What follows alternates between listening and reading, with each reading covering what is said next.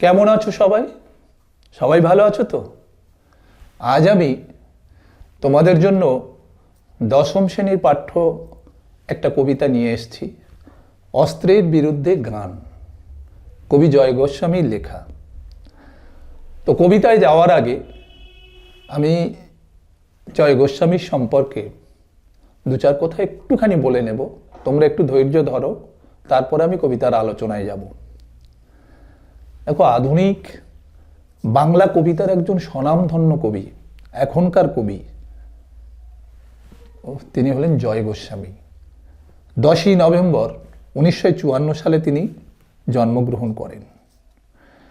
তিনি বাবা মায়ের কর্মসূত্রে খুব ছোটবেলায় রানাঘাট চলে যান এবং সেখানে গিয়ে তিনি তার পিতাকে হারান। তারপরে প্রচণ্ড দারিদ্র্যের সাথে লড়াই করে তাকে বাঁচতে হয়েছে, কিন্তু তিনি কখনো কবিতাকে তিনি কাছছাড়া করেননি। কবিতাকে তাঁর জীবন সঙ্গী করে নিয়েছিলেন। তার উল্লেখযোগ্য কাব্যগুলি ক্রিসমাস ও শীতের সনেটগুচ্ছ, প্রত্নজীব, আলেয়ার হ্রদ, ঘুমিয়েছ ঝাউ পাতা, পাতার পোশাক, প্রেমের কবিতা, যারা বৃষ্টিতে ভিজেছিল ইত্যাদি।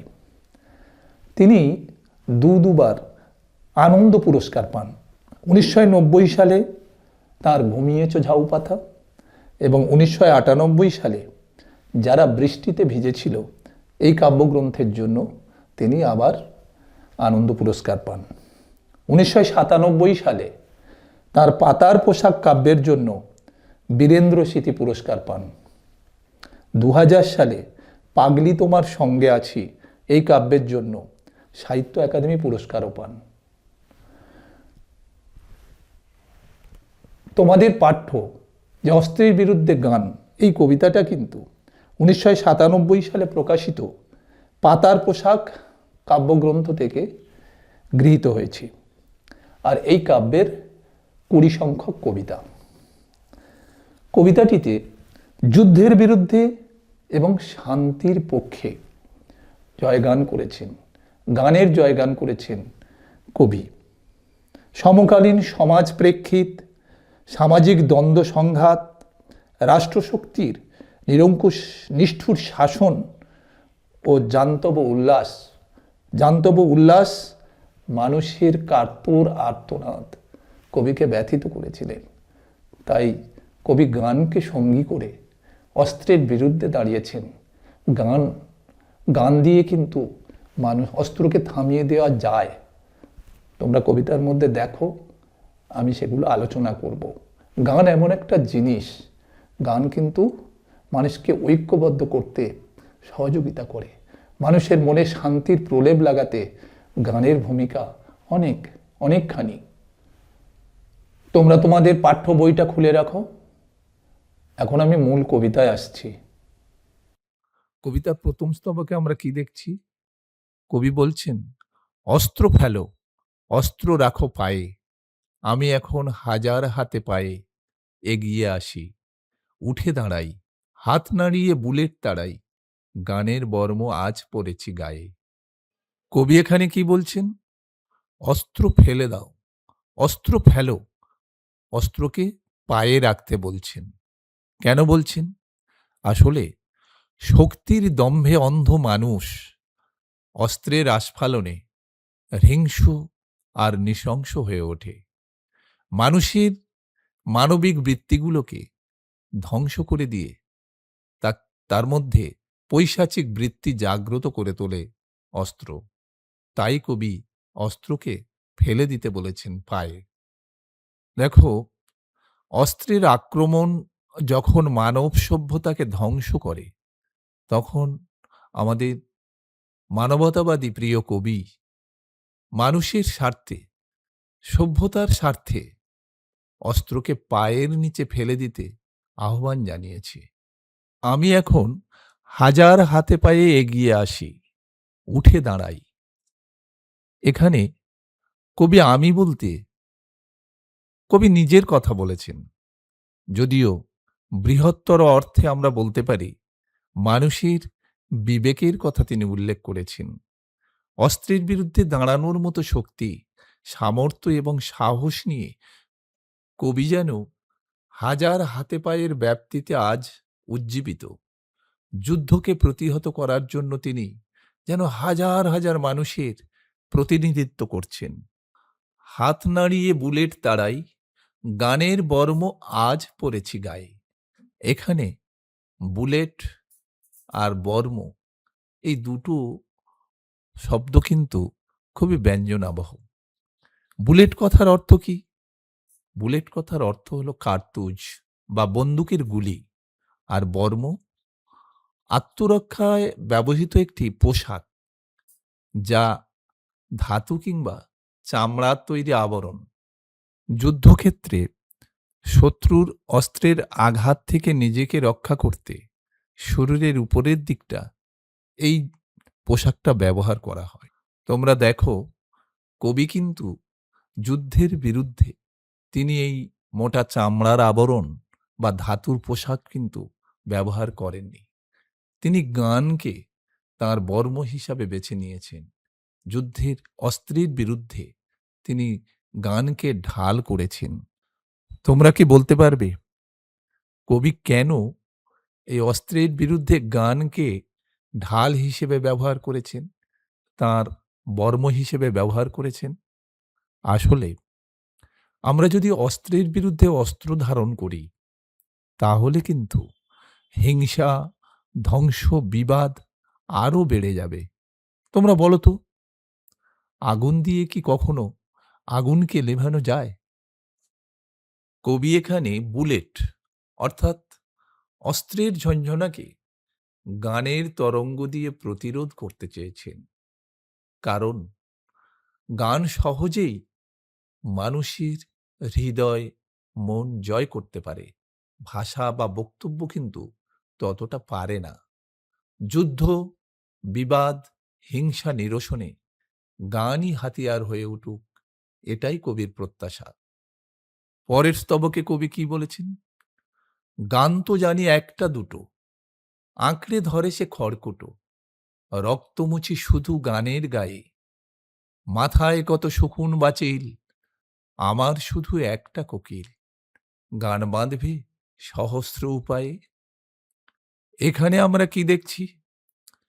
গানে ভুবন ভরিয়ে দেওয়ার মতো শক্তি বা সাহস হয়তো কবির নেই, কিন্তু তার অল্প সামর্থ্যের মধ্যে খড়কুটোর মতো দু একটা গানকে আঁকড়ে ধরেই তিনি এই সভ্যতাকেই বাঁচানোর জন্য প্রাণপণ সংগ্রাম করে চলেছেন।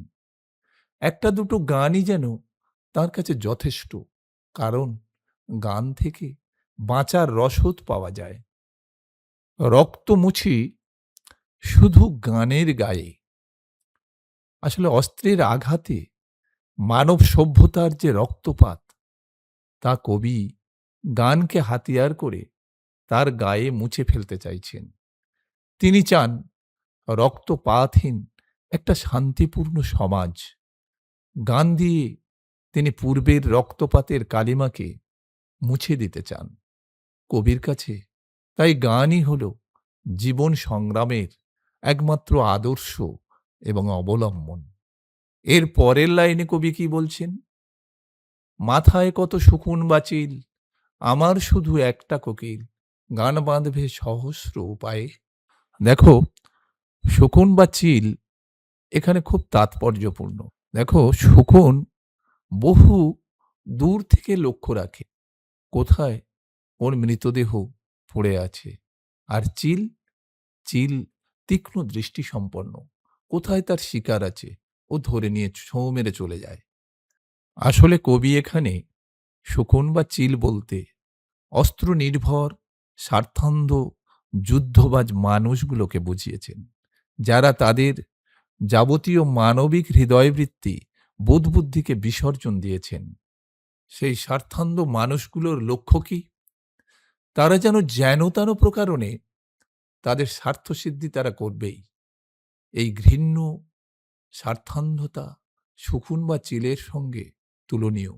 সমাজের বুকে সংঘটিত নারকীয় যে উল্লাস, বিভৎসতা, তা বোঝাতে গিয়ে কবি শকুন বা চিলের প্রসঙ্গ অবতারণা করেছেন।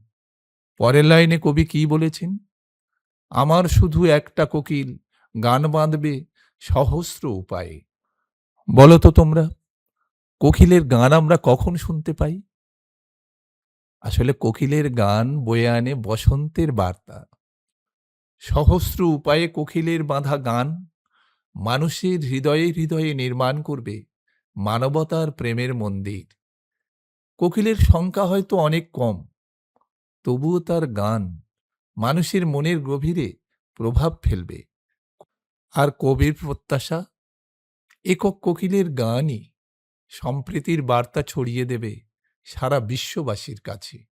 দেখো, শুভ আর অশুভ, সৃষ্টি আর ধ্বংস, এই আবহে কবি সৃষ্টিশীলতার পক্ষ অবলম্বন করতে কবি এখানে আসলে কোকিলের প্রসঙ্গটা এনেছেন। রক্তপাত নয়, জীবনের জন্য গানের পক্ষ নিয়ে কবি কোকিলকে এখানে কবিতায় আহ্বান করেছেন। শেষ স্তবকে কবি আবার বলেছেন, অস্ত্র রাখো, অস্ত্র ফেলো পায়ে, বর্ম খুলে দেখো আদুর গায়ে। কবি অস্ত্রকে রাখতে বলেছেন, পায়ে ফেলতে বলেছেন। মানব সভ্যতা ধ্বংসকারী শক্তির কাছে হানাহানি না করে, যুদ্ধ না করে অস্ত্র সংবরণ করার বিনম্র আবেদন করেছেন কবি। কারণ অস্ত্রের উদ্ধত আক্রমণ সমাজ এবং সভ্যতাকে পিছিয়ে দিতে বাধ্য করে।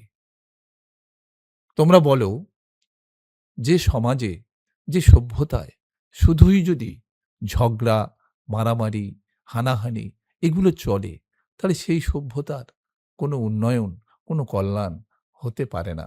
তাই কবি এখানে অস্ত্রকে সংবরণ করতে বলেছেন। বর্ম খুলে দেখো আদুর গায়ে। বর্ম শব্দটির অর্থ আগে বলেছি, আত্মরক্ষার একটা পোশাক। আর আদুর কথার অর্থ কি? আবরণহীন। আদুর গায়ে অর্থাৎ আবরণহীন দেহে। অস্ত্রনির্ভর ও ক্ষমতার দম্ভে অন্ধ মানুষ আসলে অহংকারের বর্ম পরে আছে। কবি এখানে সেই অহংকারের বর্ম অর্থাৎ আচ্ছাদন তিনি খুলে দেখতে বলেছেন। দেখো, দম্ভ আর অহংকার মানুষের মানবিক সত্তাকে, তার মানবিকতাকে ধ্বংস করে দেয়। তাই সমাজে বেড়ে চলে অশুভ শক্তির দৌরাত্ম্য। মানবদরদী কবি এটা বন্ধ করতে চান। তাই সমস্ত অস্ত্র, হিংসা, অহমিকা ত্যাগ করে আদুর গা হতে বলেছেন। অর্থাৎ স্নেহ মমতার অনাবিল হৃদয়বত্তায় পরিপার্শ্বকে দর্শন করতে বলেছেন। কারণ কারণ কি? কারণ যুদ্ধের পোশাক না খুলে ফেললে যুদ্ধের মানসিকতা কোনো দিন দূর হবে না। এরপরে কি বলেছেন? গান দাঁড়ালো ঋষি বালক, মাথায় গোঁজা ময়ূর পালক। মাথায় ময়ূর পুচ্ছ গোঁজা ঋষি বালক যেমন হৃদয়ের উচ্ছ্বাস, আন্তরিকতা ও তার সরলতা দিয়ে সকলকে আপন করে নিতে পারে, তেমনি গানও তার নিজস্ব ক্ষমতায় যুদ্ধবাজদের মনের পরিবর্তন আনতে পারে। অস্ত্রবাজরা অস্ত্র ফেলে দিক, গা থেকে অহংকারের, দম্ভের বর্ম খুলে ফেলুক, তখন সে হয়ে যাবে পবিত্র ঋষি বালকের মহিমান্বিত গান। আর মাথায় গোঁজা ময়ূর পালক কি সৌন্দর্যই না ছড়াবে তখন। আর ওই অস্ত্রহীন যোদ্ধা আর ঋষি বালক তখন একাকার হয়ে যাবে, এক হয়ে যাবে। আর তখন তখন কি হবে? তোমায় নিয়ে বেড়াবে গান, নদীতে দেশ গায়ে। অস্ত্র ফেলো, অস্ত্র রাখো গানের দুটি পায়ে। অস্ত্রের বিরুদ্ধে গানকে হাতিয়ার করে কবি মানুষকে আসলে জাগানোর স্বপ্ন দেখেছেন। অস্ত্র ত্যাগ করলে গান ময়ূরপুচ্ছধারী ঋষি বালকের বেশ ধরে সহজ সরল অনাবিল এক প্রাকৃতিক জগতে নিয়ে যাবে।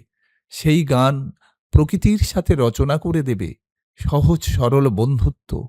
আর তাই কবি কবিতার শেষে পুনরায় বলেছেন, অস্ত্র ফেলো, অস্ত্র রাখো গানের দুটি পায়ে। অর্থাৎ কবি মানব সভ্যতা ধ্বংসকারী শক্তিকে অস্ত্র ত্যাগ করে গানের দুটি পায়ে আত্মসমর্পণ করতে বলেছেন। কবির কাছে অস্ত্র সভ্যতার বিস্বরূপ। তাই কবি অস্ত্র ত্যাগ করে নিজেদের মনের মহৎ গুণগুলোকে উন্মেষের আহ্বান জানিয়েছেন। অস্ত্রকে গানের পায়ে বারবার সমর্পণ করতে বলেছেন। আলোচনাটা এখানেই শেষ হলো। কেমন লাগলো তোমরা কমেন্ট করে জানাবে। কোনো প্রশ্নের উত্তর বা কোনো লাইনের মানে যদি বুঝতে অসুবিধা হয় তোমরা জানাবে, আমি নিশ্চিত তোমাদের উত্তর দেব। আর ভালো করে পড়াশোনা করো, এগিয়ে যেতে হবে জীবনে সাফল্য পাও, এটাই আমার কামনা। আসছি, সবাই ভালো থেকো।